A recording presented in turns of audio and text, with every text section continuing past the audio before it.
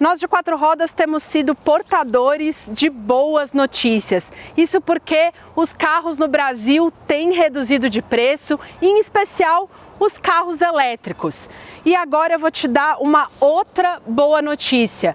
São duas novas versões de entrada para os SUVs da Volvo, tanto o XC40 quanto o C40 que está aqui do meu lado e que chama C40 Plus. E a gente convocou esse SUV Coupé para te mostrar quais são as vantagens e se vale a pena investir nessa versão de entrada que compete com o novato Megane E-Tech e também com o BYD e Plus. E aí, vem comigo?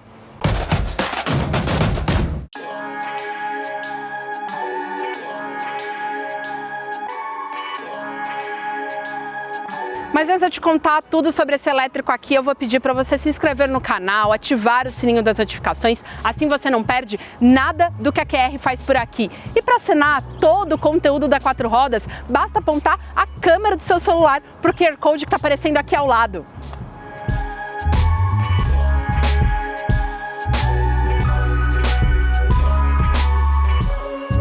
Eu vou começar esse vídeo com o C40 de lado para evidenciar o seu design coupé.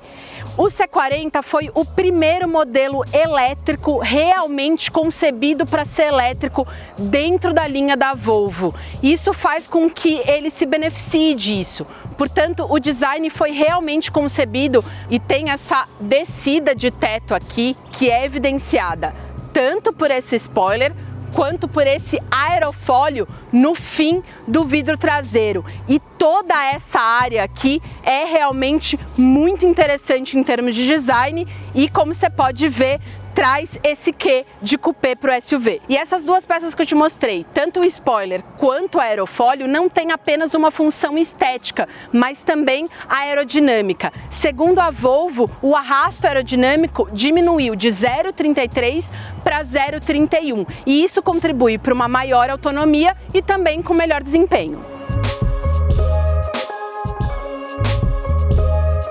Aproveitando que eu tô com um carro de perfil, eu vou te mostrar as novas rodas que aqui são aro 19, enquanto na versão topo de linha Ultimate são aro 20 e tem o perfil do pneu um pouco mais baixo do que aqui. E você também pode conferir que o desenho é diferenciado e é mais escurecido, e isso traz um quê de modernidade para cá.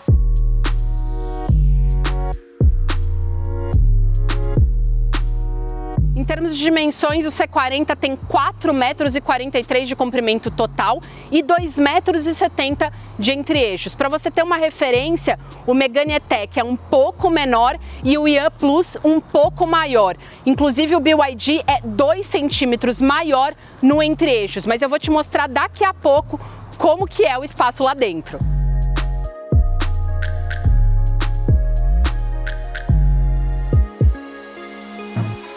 Essa grade fechada aqui denuncia que se trata de modelo elétrico, é claro, e a Volvo hoje no Brasil só vende modelos elétricos ou híbridos. E também vou te mostrar um pouco desse farol que continua sendo full LED aqui nessa versão de entrada e tem esse DRL em formato de martelo que traz identidade Volvo aqui para o C40.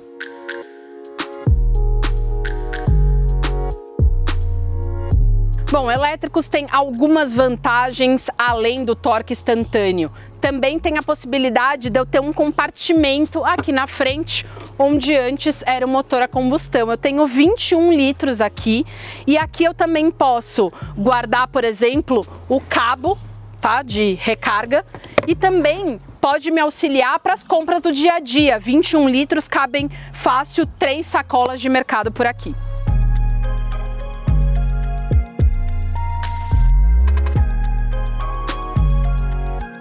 consenso que muitos carros são lindos de frente e de lateral, mas a traseira decepciona e essa não é a realidade do C40. Inclusive, na minha opinião, esse é o melhor ângulo do carro.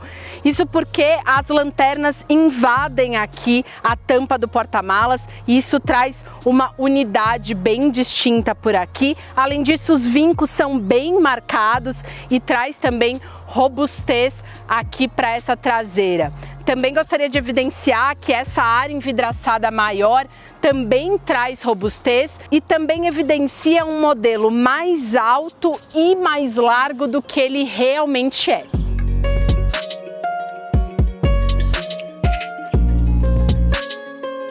Bom, a tampa do porta-malas é elétrica, é claro, e ela pode ser aberta tanto aqui pela tampa quanto pela chave.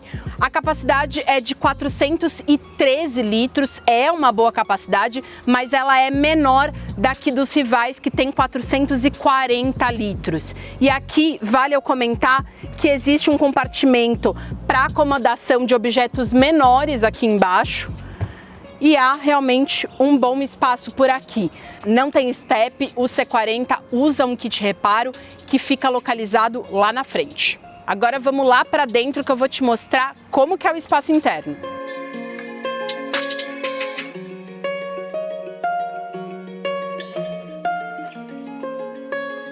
Você deve ter visto o vídeo que eu fiz da Chevrolet Silverado, em que eu mostro que todos os materiais empregados no interior são legítimos. Então o couro é de origem animal, a madeira é uma madeira legítima.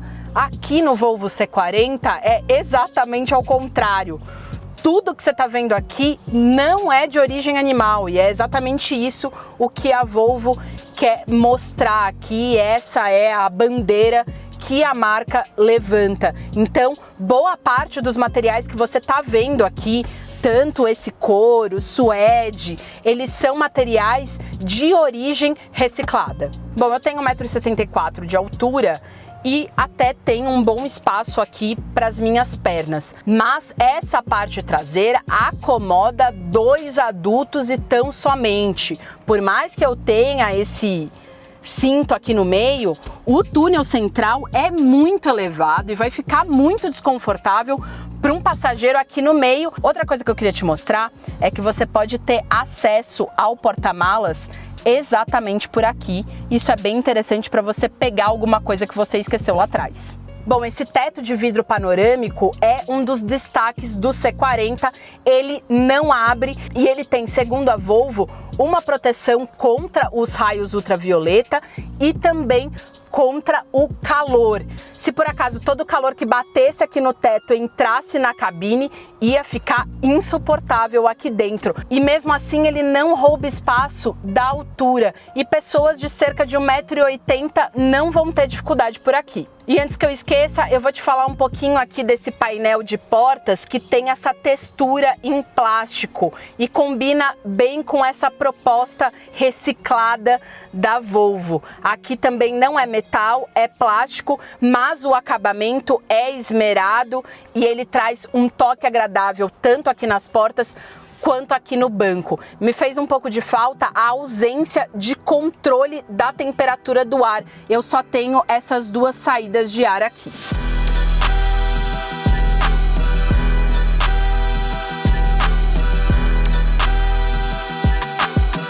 O C40 vai na contramão dos elétricos que a gente vê aí em termos de tamanho de tela. O quadro de instrumentos tem 12,4 polegadas, enquanto a central multimídia tem 9 polegadas.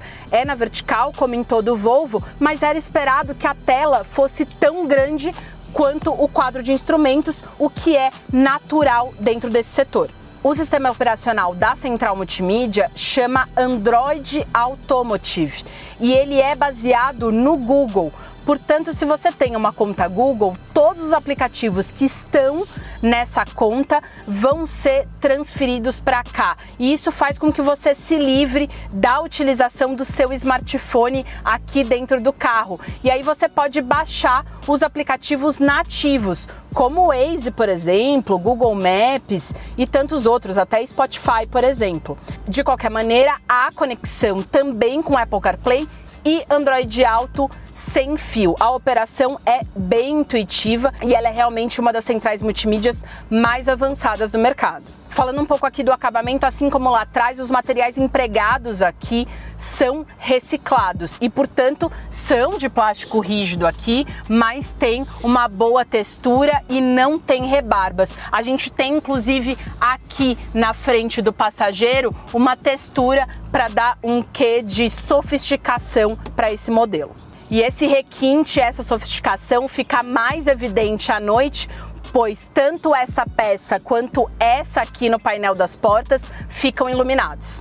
Mesmo sendo uma versão de entrada, a Plus continua com os 2 bancos dianteiros elétricos e o do motorista tem memória, mas não dá para ter tudo, não é mesmo? Lógico que alguns equipamentos foram perdidos. O som Harman Kardon, por exemplo, só está disponível na versão topo de linha, assim como a purificação de ar que elimina todos os vírus aqui dentro, que também é exclusivo para a versão mais cara, e a câmera 360 graus. Em termos de segurança, como é tradição dentro da Volvo, essa versão não perde nada em relação à versão mais cara. Continua com piloto automático adaptativo, frenagem autônoma de emergência, sensor de ponto cego e até baliza automática. Vale destacar também que além das 2 entradas USB-C lá atrás, temos 2 aqui na frente, mas não temos nenhuma tradicional. E se você esquecer o cabo, a gente tem aqui um carregador por indução.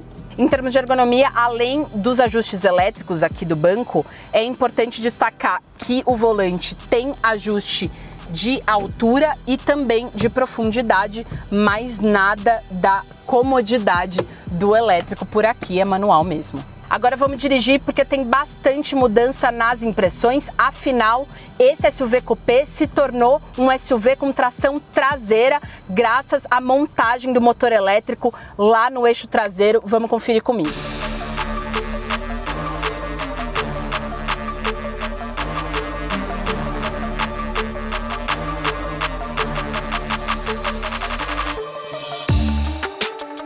Bom, antes de começar a dirigir, eu vou primeiro mostrar uma pegadinha que temos aqui. A chave é presencial, como já era esperado, mas não tem nenhum botão para ligar o motor. O carro está no P, eu simplesmente tiro do P, entro em D e aí é só andar. Não tem nenhum segredo.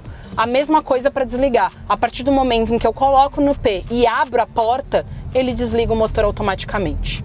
Bom, a versão à venda no Brasil desde o começo do ano passado era a versão Ultimate e até então a única versão vendida no Brasil com 2 motores, um em cada eixo, que rendem até 408 cavalos e tem um 0 a 100 de pouco mais de 4 segundos. A gente não teve a oportunidade de levar para nossa pista essa versão mais potente, mas a gente testou esse aqui que chega agora com um único motor montado no eixo traseiro e, portanto, um SUV Coupé com tração traseira. Eu vou te mostrar um pouco do quanto que esse carro aqui é divertido. Esse motor tem 238 cavalos e pouco mais de 42 kgfm de torque. Isso torna o mais potente e forte da categoria. Só para você ter uma ideia em relação aos rivais, o Megane tem 204 cavalos e pouco mais de 30 kgfm de torque, enquanto o Ian Plus tem 220 cavalos e também cerca de 30 kgfm. Portanto, eles realmente são motores menos potentes que isso aqui. Na nossa pista, o C40 Plus fez 7,6 segundos, exatamente o mesmo tempo do Ian Plus e um pouco mais lento que o Megane E-Tech, que fez em 7,3 segundos. E eu vou te explicar o porquê que, mesmo sendo mais potente, ele não foi tão melhor que os concorrentes. Isso se deve ao peso do C40. São 2.065 quilos, enquanto os outros 2 rivais têm cerca de 1.700 quilos, e isso faz uma diferença brutal no desempenho. Esse peso extra pode ser explicado por uma questão estrutural mesmo, porque o C40 não é maior que o Ian Plus, por exemplo, e é um pouco maior que o Megane, mas ele não tem grandes dimensões que pudessem justificar um aumento de peso tão expressivo. Isso também pode ser explicado pelo tamanho das baterias, que aqui é de 69 kWh, enquanto os rivais têm cerca de 60. E essa é a verdadeira explicação desse peso excedente. Agora, antes de falar dinamicamente do comportamento desse SUV com tração traseira, eu vou falar também um pouco dos modos de condução. A única mudança que eu consigo fazer por aqui é o modo off-road, que altera um pouco a sensibilidade da suspensão dianteira e traseira. De resto, eu não tenho um modo eco ou mesmo um modo normal. O que eu tenho é o modo One Pedal Drive, em que eu dirijo apenas pelo pedal do acelerador. Então, a partir do momento que eu tiro um pouquinho o meu pé do acelerador, ele já freia. Na minha opinião, é uma condução bem desconfortável, mas nesse modo o sistema realmente poupa muita energia e às vezes isso se faz necessário, mas eu, na minha convivência com o SUV, eu não ativei nenhuma vez o One Pedal Drive porque acho que ele realmente tem um comportamento muito forte no acelerador e as desacelerações se tornam até um pouco bruscas, mexe até com o meu estômago, se você quer saber. O fato de ter tração traseira traz mais esportividade aqui para o C40 e mesmo tendo um 0 a 100 bem maior do que a versão topo de linha Ultimate, que tem mais que o dobro de potência, ele se torna um carro até mais divertido pela agilidade. Então, lógico que o torque é instantâneo como todo elétrico, mas eu sinto o C40 mais na mão nessa configuração com um motor só. Ele é, inclusive, menos pesado que a versão topo de linha e isso evidencia essa minha sensação de agilidade, em especial nas retomadas que eu faço aqui na estrada. A suspensão é bem firme, digna de modelos esportivos, mas não é uma firmeza que incomoda, muito pelo contrário. Ela traz conforto aqui para a condução e uma segurança extra também.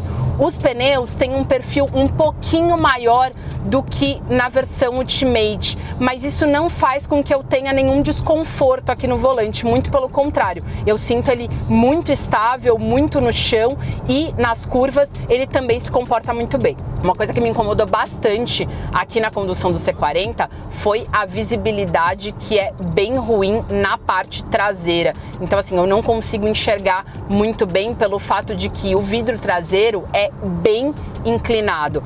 É bem mais inclinado que o C40, por exemplo. E isso justifica a quantidade de câmeras que eu tenho aqui na central para me auxiliar nas manobras de estacionamento. Agora, em uma situação como essa, na estrada, a visibilidade fica prejudicada mesmo. E para terminar, é claro que vale falar sobre autonomia. A autonomia declarada pela Volvo é de 475 km no ciclo WLTP.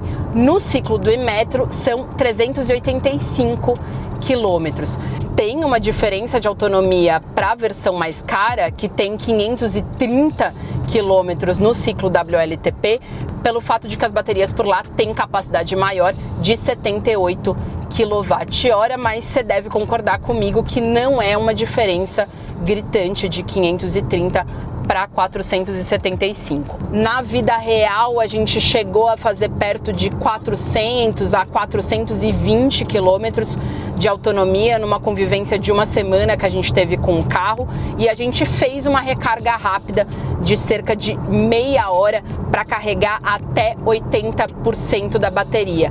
A partir de 80%, se você continuar carregando, e foi isso que nós fizemos para que a gente pudesse testar o carro na pista no interior de São Paulo, a velocidade do carregamento é muito menor. Então a gente ficou mais uns 40 minutos para conseguir atingir 98% da bateria.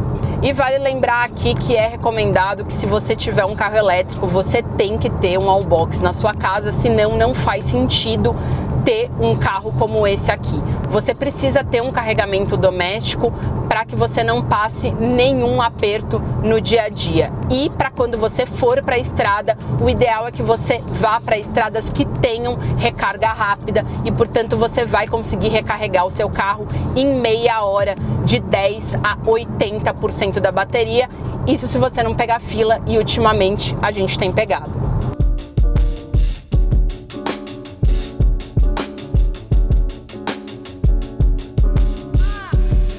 Antes de falar de preço, eu gostaria de te atualizar em relação a uma lei que foi aprovada agora em novembro, em que sobretaxa exatamente os carros elétricos e híbridos. A partir de janeiro de 2024, cerca de 10% vai ser o imposto a ser cobrado por carros elétricos como o C40. E essa taxa pode aumentar para 35% em 2026. Ainda não se sabe se os carros vão sofrer acréscimo ou não de preço. Afinal, o governo estabeleceu cotas que cada marca pode trazer de carros elétricos e híbridos para o Brasil sem pagar imposto. Dito isso, esse C40 custa hoje R$ 314.950 e ele é mais caro que os concorrentes. Megane E-Tech e BYD e E-Plus custam cerca de R$ 270 mil. E eu quero que você me responda nos comentários, acha que vale esse investimento extra nesse Volvo aqui?